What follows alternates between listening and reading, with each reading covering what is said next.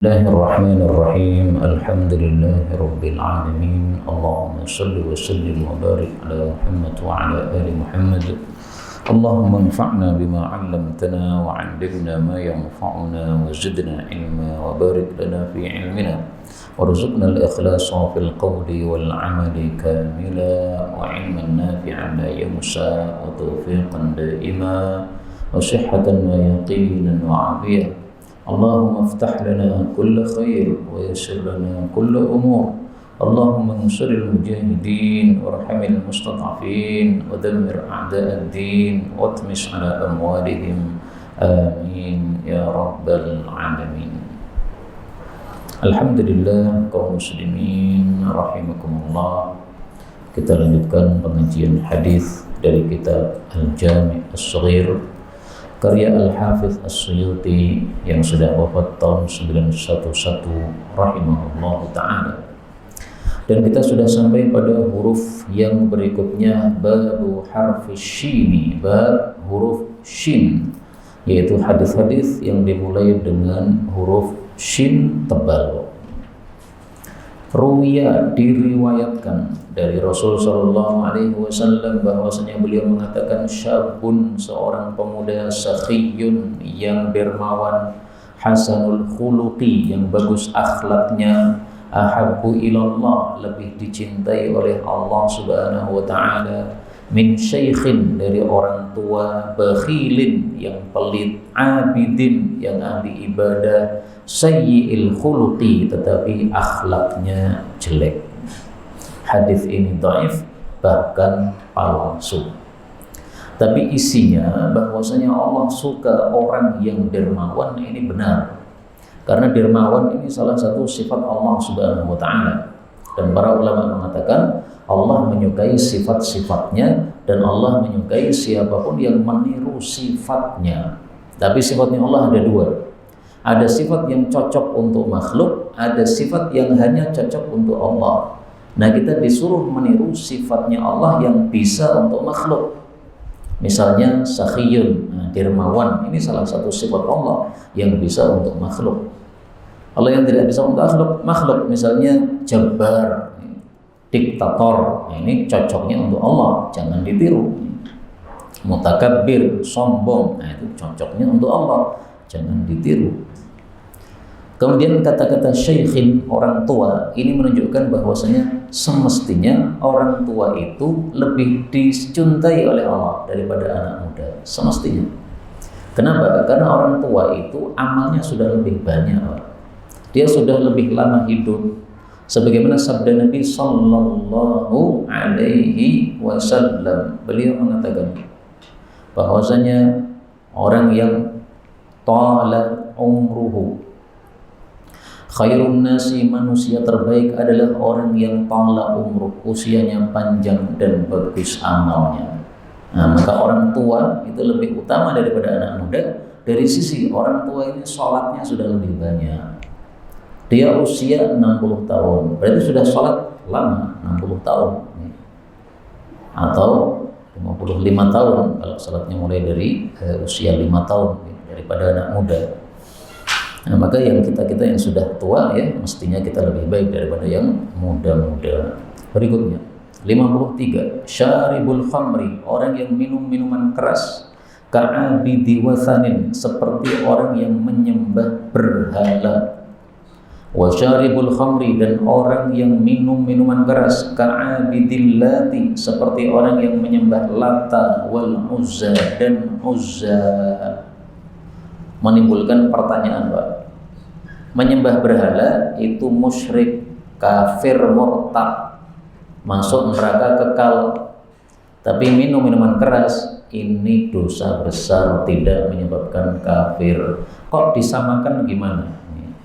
Ibnu Abbas menafsirkan in istahallahu, maksudnya orang yang minum minuman keras ini serupa dengan penyembah berhala kalau dia menghalalkan minuman keras. Maka orang yang menghalalkan apa yang diharamkan oleh Allah kafir murtad. Orang melakukan zina itu belum kafir, tapi kalau dia meyakini zina halal, nah itu baru kafir. Inilah tafsiran Ibnu Abbas untuk hadis ini supaya tidak bertentangan dengan dalil-dalil yang lain. Contohnya dalil apa? Contohnya dalam Al-Quran Allah mengatakan innallaha la yaghfiru ay yushraka bihi, surat An-Nisa ayat 48. Allah tidak mungkin mengampuni orang yang mati dalam kondisi syirik. Wa yaghfiru ma duna dzalika liman yasha, tapi masih mengampuni dosa selain itu bagi yang Allah kehendaki. Maka orang zina, orang minum minuman keras, mati belum tobat, masih bisa diampuni oleh Allah karena masih punya Islam. Ya, setelah disiksa di neraka nanti akan dikeluarkan, diampuni oleh Allah. Kemudian kata-kata khamr, minuman keras, ini diperselisihkan definisinya oleh para ulama. Apa yang dimaksud al-khamr? Ada dua pendapat. Pendapat jumhur mengatakan kullu ma khamara al-aqla, semua yang menutup akal, melenyapkan akal, itu disebut khamr. Terbuat dari apapun sama saja, nggak peduli. Menyelisih mereka al-Hanafi, madhab Hanafi, mereka mengatakan masuni'a min inab, minuman keras itu hanya yang terbuat dari anggur. Kalau tidak dari anggur tidak disebut khamr. Terus bedanya apa? Bedanya gini, kalau yang terbuat dari anggur, kata madhab Hanafi, satu tetes, satu sendok semuanya haram. Tapi kalau tidak terbuat dari anggur, maka kalau satu sendok tidak mabuk, halal. Tapi kalau satu gelas mabuk, baru haram. Nah, itu madhab Hanafi. Yang lebih kuat adalah pendapat jumhur, bahwasanya minuman keras itu tidak harus dari anggur, dari apapun juga. Kalau dia itu diminum memabukkan, berarti minuman keras. Maka haram meskipun hanya setetes. Saya nyoba setetes dan tidak akan mabuk saya karena cuma setetes, tetap haram. Sama dengan panjenengan minum setetes pipis gelem ora? Nah, gelem tak? Sama dengan dulit telek lencung sithik, padha mawon. Telek lencung sithik gula kok gelem. Nah, gelem tak? Padha mawon. Nah, maka kita pakai pendapat di sini mayoritas para ulama bahwasanya khamar tidak harus terbuat dari anggur, karena di masa Nabi khamar tidak hanya terbuat dari anggur. Berikutnya 54, syahad, semoga menjadi buruk al-wujuhu, wajah-wajah ini, wajah-wajahnya orang kafir. Ini doa Rasul sallallahu alaihi wasallam pada perang Hunainin. Perang Hunain tahun 8 Hijriah. Setelah Rasulullah Fathu Makkah, kemudian beliau menuju Hunain untuk perang melawan orang-orang kafir. Beliau dikeroyok oleh orang-orang kafir, maka beliau kemudian turun dari kendaraannya, kemudian beliau mengambil pasir dengan genggamannya, beliau melempar dengan mengatakan syahadil wujuh. Dengan satu genggaman pasir ini mengenai semua matanya orang kafir. Padahal orang kafir banyak, satu genggaman sudah cukup.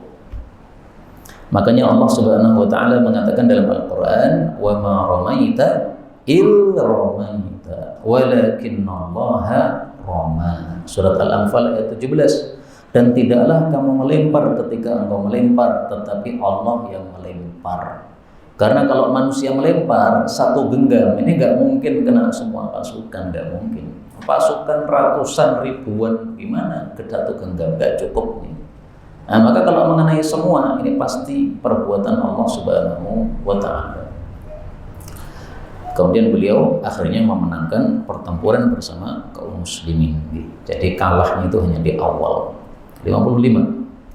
Nah, tentang kalahnya umat Islam, kenapa kalah pada perang Hunain, itu nanti silahkan dilihat di dalam Mushaf Al-Quran surat At-Taubah ayat 25. Nah, di situ disebutkan kenapa kok bisa kalah pada perang Hunain. Mestinya umat Islam itu menang, malah kalah gimana? Berikutnya 55, syahidaka, dua orang saksimu datangkan ke sini.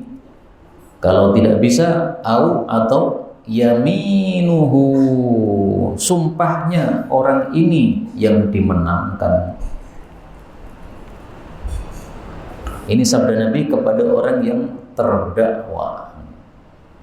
Jadi kalau ada pendakwa dan terdakwa, urutannya gini Pak, seandainya saya hakim, maka saya tanya kepada terdakwa, wahai terdakwa, ini pendakwa mengatakan seperti ini, benar tidak? Maka si terdakwa mengatakan benar, ya sudah, berarti selesai masalah. Tapi kalau si terdakwa mengatakan tidak benar bahwasanya laptop ini milik dia, ini milik saya ini, nah, maka terdakwa pendakwa saya suruh untuk mendatangkan saksi. Wahai pendakwa, ini terdakwa menolak bahwa laptop milik kamu. Jadi kamu harus mendatangkan saksi bahwa laptop ini betul-betul milik kamu, bukan milik dia. Supaya kamu menang. Syahidaka, kamu datangkan saksimu.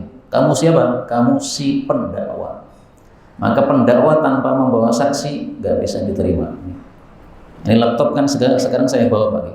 Nah, tiba-tiba ada orang datang ingin nyerobot ini, mendakwakan ini laptop milik dia. Dia harus datangkan 2 orang saksi. Kalau dia tidak berhasil mendatangkan orang saksi, maka saya yang terdakwa cukup saya mengatakan demi Allah ini laptop milik saya sudah dimenangkan. Kenapa? Karena faktanya laptop sekarang di depan saya. Jadi pendakwa kondisinya lemah, maka dia harus mendatangkan 2 saksi. Terdakwa kondisinya kuat, maka dia cukup menggunakan sumpah. Orang mendakwakan kepada saya misalnya, Abu Zaidan ini Syiah ini gani nikah mut'ah.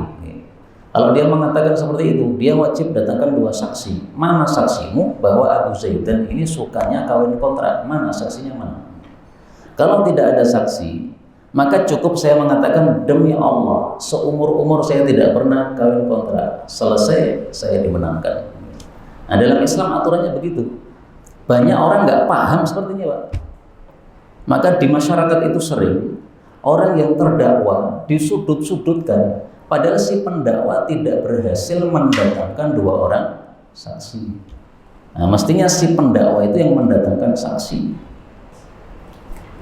Terus saksi itu adalah orang yang betul-betul mengetahui, itu namanya saksi. Masyarakat nggak paham lagi. Mereka menganggap bahwa pendakwa itu saksi. Nah, itu tambah bodoh lagi. Misalkan gini ya, ada orang mengatakan tentang saya, Abu Zaidan ini Syiah ini, dia sudah kawin kontrak. Syahid Pak, buktinya mana Pak? Buktinya, saksinya mana? Kemudian dia mengatakan, saksinya sana, ada seorang perempuan di gunung sana, dia mengatakan saya ini mantan kawin kontraknya Abu Zaidan. Itu dianggap sebagai saksi, ngawur itu. Si perempuan itu pendakwa.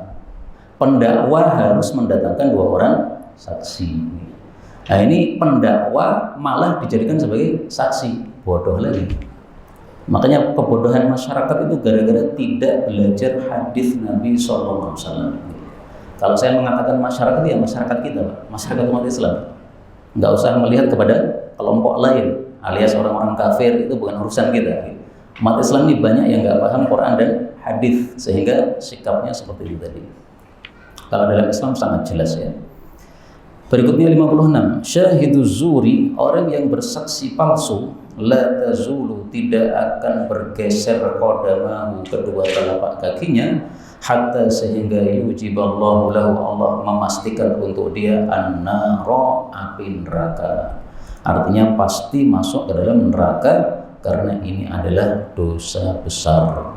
Hadis ini memang derajatnya dhaif, tetapi kita temukan hadis yang sahih. Bahkan juga ada dalam Al-Quran. Surat apa? Surat Al-Furqan pada ayat 72. Walladzina la yashhaduna zur, orang-orang yang mereka itu tidak bersaksi dusta, ya kan? Kemudian diancam oleh Allah Subhanahu wa taala pada ayat-ayat berikutnya. Demikian juga pada surat Al-Hajj ayat 30. Fajtanibur rijsa minal awthan wajtanibu qawla zur. Singkiri kenajisan berhala, yaitu syirik, dan singkiri perkataan dusta. Nah, para ulama mengatakan ini menunjukkan perkataan dusta, persaksian dusta itu dosa yang sangat besar. Kenapa? Digandingkan dengan syirik.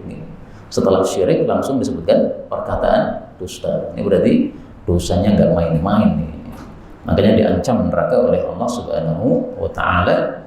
Maka hadis ini meskipun derajatnya dhaif tetapi maknanya sahih sesuai dengan Al-Hajj ayat 30. Berikutnya syahiduz zur, orang yang bersaksi dusta. Itu adalah bersama al-asyar, pemungut pajak. Di mana? Finnari, di dalam neraka. Berarti mungut pajak hukumnya haram. Makanya Ustaz Erwandi ditanya, Pak Ustaz, saya kerja di perpajakan, apa yang harus saya lakukan? Beliau mengatakan keluar, karena haram. Meskipun hadis ini derajatnya dhaif bahkan palsu kata Syekh Albani, tapi kita menemukan hadis-hadis yang sahih tentang pajak. Rasulullah bersabda, laqad taba taubah, ini ada orang berzina sudah tobat kemudian dirajam sampai mati. Kalau dia itu tobat tersebut dilakukan oleh sahibu maksin, pemungut pajak, laqubilat minhu, sungguh diterima oleh Allah. Jadi seolah-olah Nabi menyamakan antara dosa pemungut pajak dengan dosa berzina. Dosa berzina dosa besar, maka pemungut pajak juga dosa besar. Karena itu jumhur ulama mengatakan boleh pemerintah memungut pajak, tapi kembalikan ke masyarakat. Pajak motor silahkan, jalannya dihaluskan semua Pak. Pajak motor jalannya grunjal, karena uang pajak malah untuk menggemukkan perut mereka. Dosa besar, masuk neraka. Karena itu yang kerja di pajak segera cari kerjaan yang lain. Udah dapat segera keluar daripada nanti matinya su'ul khatimah, na'udzubillahi min syarri dzalik. Ini juga banyak masyarakat nggak paham gara-gara nggak ngaji. Dianggap perpajakan nggak ada masalah kan di dunia, di akhirat ngeri itu. 58. Syababu ahlil jannah, pemuda-pemuda ahli jannah, khamsatun, ada 5. Maksudnya di antara mereka itu ada 5 orang ini. Yang pertama Hasan, cucu Nabi SAW. Husain juga cucu Nabi SAW, anaknya Fatimah radhiyallahu anhum.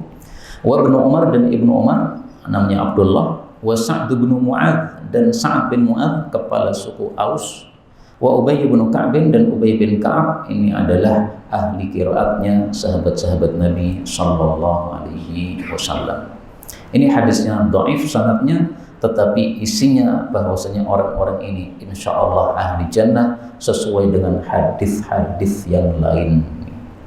Salah satu hadis yang lain adalah bahwasanya Nabi sallallahu alaihi wasallam pernah suatu hari didatangi oleh seorang malaikat.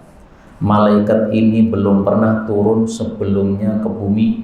Kemudian dia minta izin oleh Allah kepada Allah untuk turun ke bumi, memberi kabar gembira, 2 kabar gembira. Yang pertama, Hasan Husain adalah tokoh pemuda ahli jannah.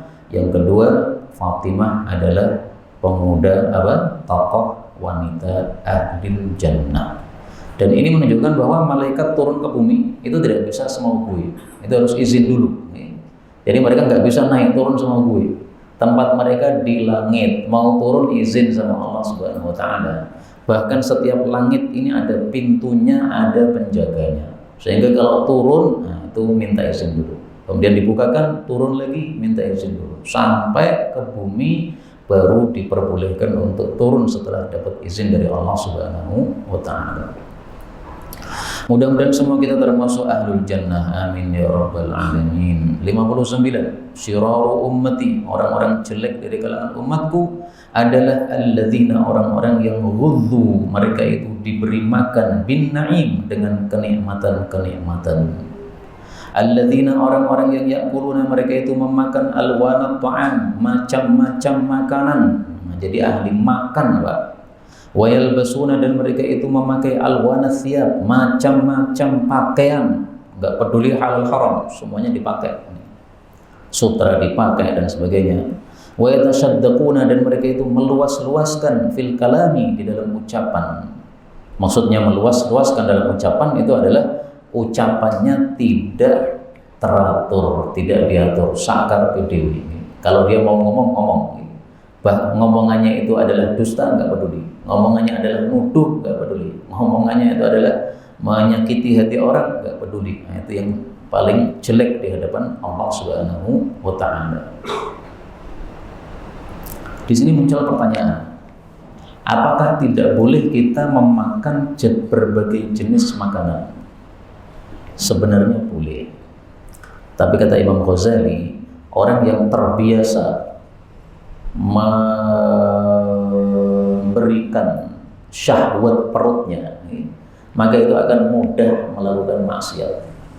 Karena kalau perutnya sudah kenyang, syahwatnya muncul, kata Imam Ghazali. Kalau syahwatnya muncul, nah itu susah untuk menghadapinya, sehingga bisa berzina dan sebagainya gara-gara syahwat tersebut.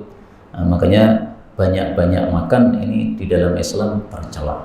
Hukum asalnya boleh makan itu, tapi jangan dijadikan sebagai kebiasaan melazimi kenyang terus, dalam artian tidak peduli apakah ini halal ataukah haram, sehingga lama-lama akan menyebabkan melanggar terhadap aturan Allah Subhanahu wa Ta'ala.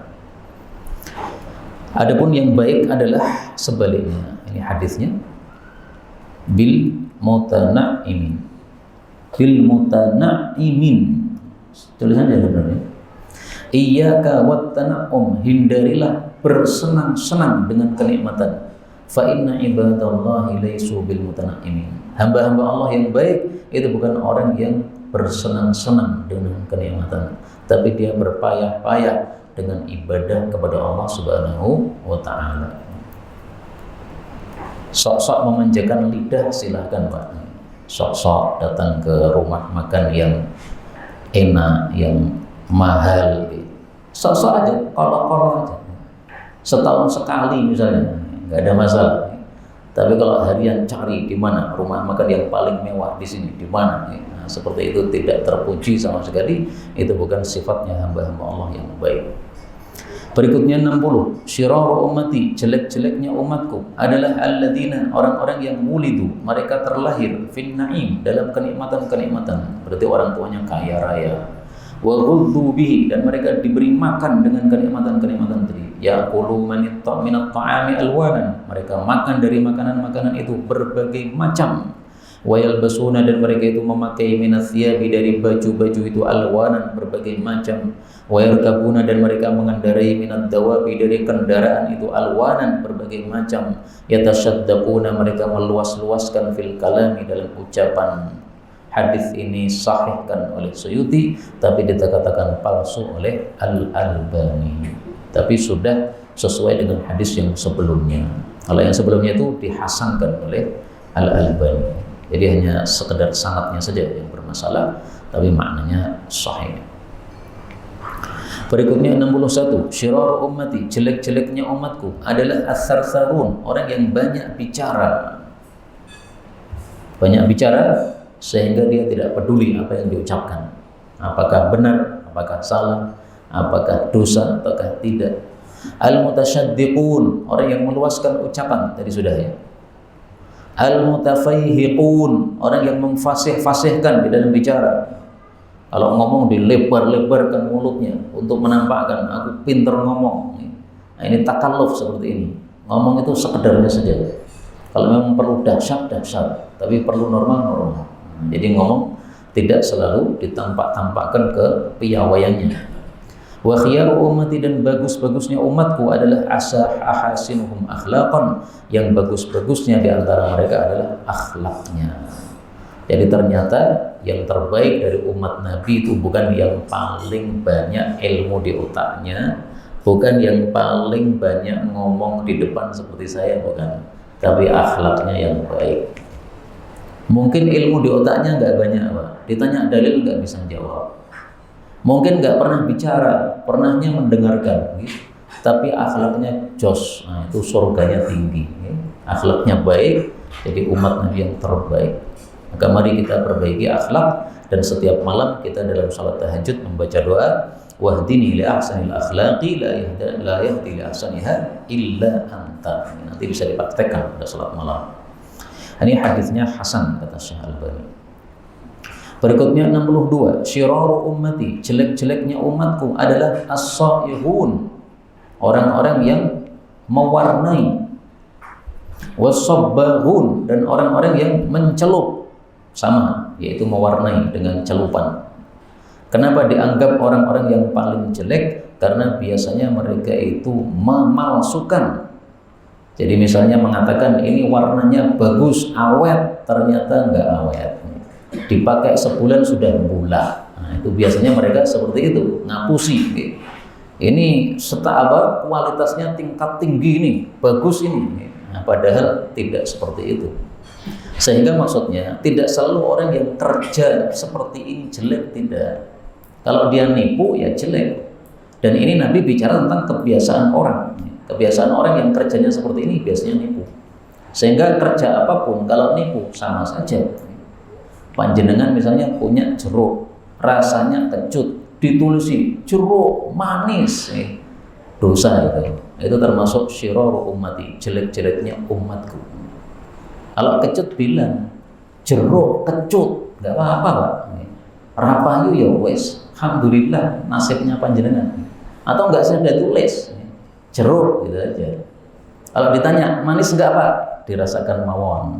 Nah, daripada apa? Kita ngomong manis ternyata kecut.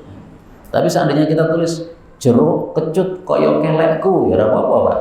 Jujur berarti, nggak ada masalah jujur seperti itu. 63. Syiraru ummati, jelek-jeleknya umatku adalah man yalil qada, orang yang mengurusi qada, yaitu menjadi qadi, menjadi hakim. Kenapa dia jelek? Karena inishtabaha alaihi, jika rancu terhadap dia suatu urusan, lam yusyawir, dia tidak mau musyawarah, maksudnya tidak mau musyawarah dengan ulama. Jadi kewajibannya orang yang menjadi hakim, kalau urusannya rancu, itu musyawarah sama ulama, karena ulama itu ahli ilmu. Kalau diajak musyawarah itu paham. Allah mengatakan fas'alu ahla dzikri, tanyalah kepada ulama in kuntum la ta'lamun. Ini kesalahan pertama ya, tidak mau musyawarah. Sekarang kesalahan kedua, wa in asaba, dan jika dia itu tepat, hukumnya tepat, batara, dia sombong. Padahal hukumnya tepat itu semata-mata taufik dari Allah. Semestinya enggak sombong. Semestinya mengatakan alhamdulillah saya dikasih taufik oleh Allah memberi keputusan yang tepat. Yang ketiga, kesalahan ketiga, wa in ghadiba, kalau dia marah, annafa, dia mencaci maki. Maka enggak usah mencaci maki kalau marah. Kalau marah itu yang salah apa disampaikan gitu, enggak usah mencaci maki. Yang kesalahan yang keempat, sudah ya. Kemudian wakatibus su'i, dan penulis keburukan kal amil bihi, seperti orang yang mengamalkan keburukan tersebut. Saya hanya nulis, saya tidak melakukan, sama saja. Misalnya apa? Ijazah palsu. Saya tidak memalsukan ijazah, saya cuma nulis saja. Sama saja. Dosanya sama dengan yang memalsukan ijazah. Saya cuma butuh duit saja kok. Saya bisa memalsukan ijazah, nanti saya dapat duit. Tapi saya tidak memalsukan ijazah saya. Ijazah saya betul-betul asli. Ini cuma milik orang. Dosanya sama. Sama dengan kamu yang memalsukan ijazah untuk dirimu sendiri. Berikutnya 64. Syiraru ummati, jelek-jeleknya umatku adalah syirarul ulama'i, jelek-jeleknya ulama finnasi, di tengah-tengah manusia. Jadi orang alim yang ilmunya banyak itu kalau jelek, itu jeleknya melebihi yang tidak alim. Kenapa? Karena dua hal. Pertama, kalau dia itu alim berbuat jelek, itu nanti diikuti oleh orang banyak, Pak. Nah, jadi jeleknya berkembang. Mereka, orang-orang akan mengatakan, oh, Pak Kiai saja melakukan begini, ya kan? Kemudian yang kedua, kejelekan kedua, dia alim tapi kemudian berbuat jelek, berarti melanggar ilmunya. Kalau orang bodoh berbuat jelek, nggak akan mendapatkan dua ini. Tidak ada yang mengikuti dia. Memang dia orang biasa, bukan tokoh, bukan alim. Dan dia memang tidak tahu, berarti tidak melanggar ilmunya. Nah, maka dikatakan oleh Nabi di sini, oleh hadis ini adalah yang paling jelek karena apa? Dia melakukan dua hal tadi. Kemudian dari sini para ulama mengatakan bahwasanya ulama itu dibagi dua. Yang pertama adalah ulamaul khair, ulama baik, yaitu ulama yang mengajak kepada pahala, kepada akhirat. Yang kedua adalah ulama usu, ulama yang buruk, yaitu ulama yang mengajak kepada dunia atau kepada kemaksiatan. Berikutnya 65, tapi hadis ini didhaifkan oleh Albani. 65, syiraru Quraisyin, orang-orang jeleknya orang-orang Quraisy adalah khiyaru, orang-orang baiknya syirarin nasi, orang-orang jelek dari kalangan manusia. Jadi maksudnya gini, ada kelompok Quraisy, ada kelompok non Quraisy. Orang-orang yang terjelek dari kalangan Quraisy itu kalau dibandingkan dengan kelompok yang bukan Quraisy, itu adalah sama dengan orang-orang baik di antara yang jelek dari mereka. Bisa dipahami? Jadi orang terjelek di Quraisy itu dibandingkan dengan yang selain Quraisy itu adalah yang terbaik dari yang jelek. Sehingga apa? Kejelekannya orang-orang Quraisy, terjeleknya orang Quraisy itu masih mending dibandingkan kelompok yang lain. Tetapi hadis ini mu'dhal. Mu'dhal itu dhaif. Mu'dhal itu bagaimana? Sanadnya putus 2 kali berturut-turut. Nah, itu namanya mu'dhal. Tapi ada hadis yang sahih kita temukan di dalam hadis yang lain bahwa orang Quraisy itu memang memiliki fadilah. Fadilahnya apa? Rasulullah mengatakan, "Qaddimu Quraisyan wa la taqaddamuha." Kalian majukan orang-orang Quraisy, jangan kalian mendahului orang-orang Quraisy. Itu dalam bab kepemimpinan. Walaula an tabtar Quraisyun, kalau saya tidak khawatir orang-orang Quraisy jadi sombong, la akhbartuha bima laha indallah, saya akan kabari fadilahnya orang-orang Quraisy yang sudah disiapkan atau akan diberikan oleh Allah nanti di akhirat. Tapi karena Nabi khawatir mereka akan sombong, Nabi tidak sampaikan apa yang sudah disiapkan oleh Allah untuk mereka besok di akhirat. Itu yang sahih tentang fadilah orang Quraisy. Jadi memang orang Quraisy banyak fadilah, Pak, kita tidak memiliki. Salah satu fadilah mereka itu kekuatannya dahsyat, kemudian otaknya lebih cerdas, kemudian keberaniannya lebih dahsyat. Makanya kalau Habib Rizik dan sebagainya itu pemberani, ya wajar dari kalangan Quraisy mereka. Berikutnya 66, syirarukum, orang-orang jelek di antara kalian adalah uzzabukum, orang-orang jomblo di antara kalian yang tidak menikah atau belum menikah. Tapi hadis ini derajatnya dhaif. Seandainya sahih, apa maksudnya? Kenapa yang muda-muda itu dianggap jelek? Karena mudah tergoda atau terganggu dengan fitnah-fitnah, misalnya fitnah wanita. Sementara kalau yang sudah punya keluarga, dia tergoda atau terganggu, maka dia bisa melampiaskan kepada keluarganya. Karena itu tidak harus jomblo menjadi jelek itu. Orang yang sudah keluarga pun kalau mudah terganggu itu berarti orang yang jelek. Nah, itu semestinya yang sudah keluarga seperti kita lebih terjaga semestinya daripada yang belum berkeluarga. Adapun kalau sebaliknya, nah berarti jelek double itu. Yang mestinya sudah keluarga baik malah jelek, jeleknya jadi double. Na'udzubillahi min syarri dzalika. Berikutnya 67, syirarukum, orang-orang jelek di antara kalian adalah uzzabukum, jumlo-jumlo kalian, rak'atani 2 rakaat min muta'ahil, dari orang yang sudah keluarga, khairun, itu lebih baik min sab'in rak'ah, daripada 70 rakaat min ghairi muta'ahil, daripada orang yang belum berkeluarga. Kenapa yang sudah keluarga sholatnya lebih baik? Para ulama menjelaskan karena lebih khusyuk, karena pikirannya sudah lebih tenang, karena ada istri, lebih tenang. Tapi yang belum ada istri, pikirannya masih gabut dan sebagainya, sehingga tidak mudah khusyuk. Tapi ini sekali lagi tidak selalu begitu. Ada juga orang yang sudah keluarga, pikirannya kesana kemari, sementara yang jomblo malah pikirannya bisa khusyuk. Nah, sehingga tekanannya sebenarnya bukan masalah jomblo atau tidaknya, tapi masalah khusyuknya di sini. Dan hadis ini pun derajatnya dhaif menurut Al-Albani rahimahullah ta'ala. Ada hadis yang semisal ini, sab'ina sholatan, yaitu salatun bisiwakin, salat yang dimulai dengan siwak lebih utama daripada salat yang tidak dimulai dengan siwak 70 kali lipat. Mirip hadisnya ini, tapi hadisnya juga sama-sama derajatnya dhaif. Jadi saya belum temukan hadis yang sahih dalam bab seperti ini. Tapi saya jujur ya, ada yang mensahihkannya, ada.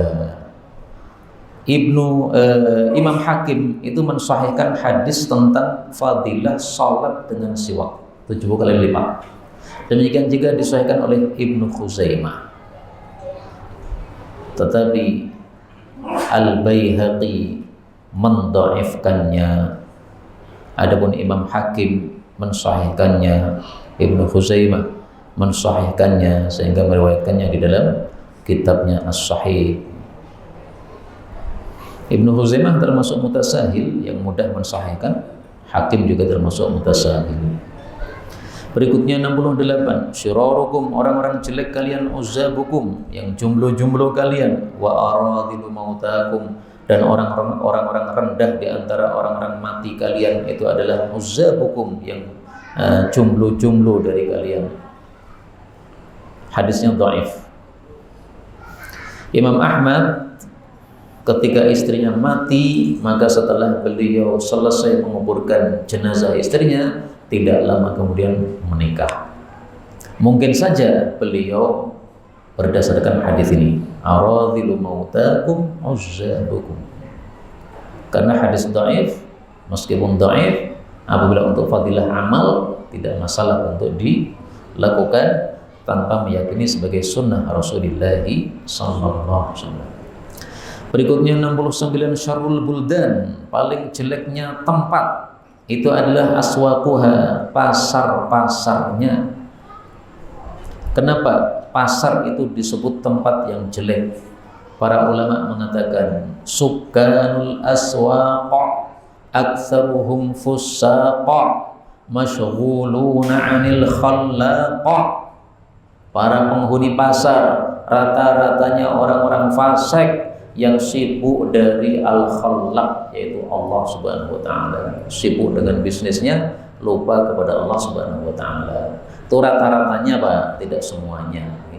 Jadi kalau panjenengan ke pasar tapi soleh, ya enggak termasuk fusaq, enggak termasuk fasik. Tapi rata-ratanya seperti itu. Kebohongan di pasar, apalagi penipuan, kemudian riba, kemudian gharar dan sebagainya. Banyak ditemukan di pasar.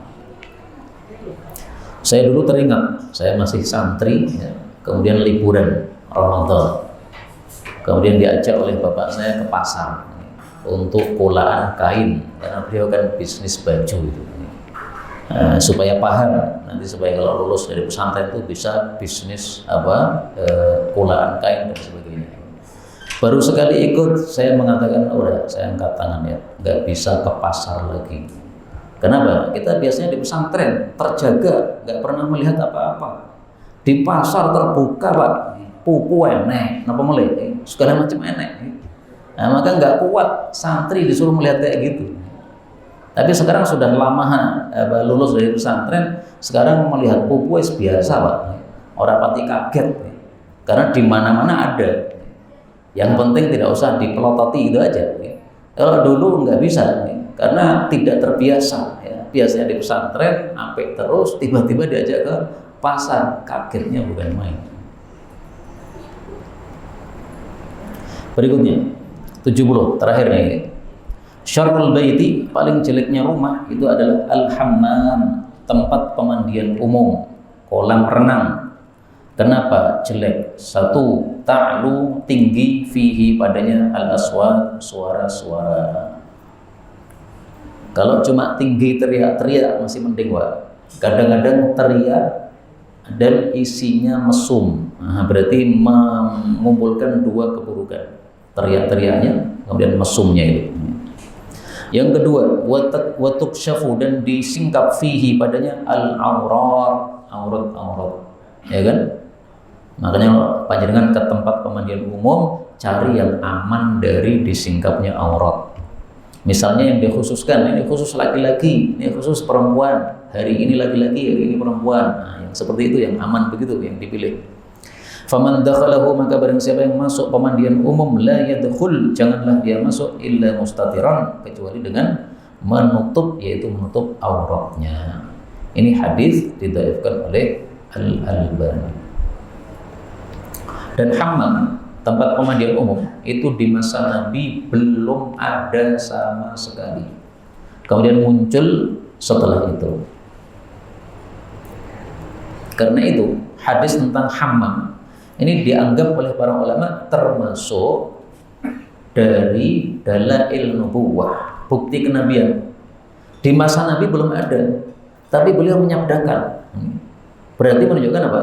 Beliau seolah-olah tahu apa yang akan datang dengan izin dari Allah, dengan info dari Allah. Ada hadis yang sahih ini, sabda Nabi, ittaqu baitan yuqalu lahul hammam. Waspadailah satu rumah yang disebut namanya, akan disebut dengan nama hammam, tempat pemandian umum. Faman dakhalahu falyastatir. Para ulama mengatakan di masa Nabi enggak ada hammam, tapi beliau menyabdakannya, maka ini termasuk dalail nubuwwati Muhammadin sallallahu alaihi wasallam. Terus perempuan dilarang oleh Nabi ke pemandian umum. Rasulullah bersabda, "Man kana yu'minu billahi wal yawmil akhir," siapa yang iman kepada Allah dan hari akhir, "fala yudkhil halilatahul hammam," jangan memasukkan istrinya ke pemandian umum. Wanita enggak boleh. Kapan menjadi boleh? Kalau khusus wanita. Tapi kalau tidak khusus wanita, enggak boleh. Kenapa? Karena wanita kalau nyemplung ke air, itu anggota tubuhnya jadi tampak, Pak. Bajunya ngeplek. Nah, kalau bajunya ngeplek akhirnya apa? Tampak. Enggak boleh. Haram. Ibu-ibu haram ikut ke pemandian umum. Nah, maka hati-hati ibu-ibu pemandian umum. Di tempat yang khusus perempuan boleh. Tapi kalau campur, jangan masuk. Saya ngantar anak tok, nah silahkan ngantar anak tok. Jangan nyemplung. Nyemplung nanti, meskipun pakai jilbab, itu nanti akan melekat pada tubuh panjenengan. Maka auratnya sama dengan terbuka. Wallahu a'lam bishawab. Alhamdulillahirabbil alamin. Subhanakallahumma rabbana bihamdika asyhadu an la ilaha illa anta astaghfiruka wa atubu ilaik.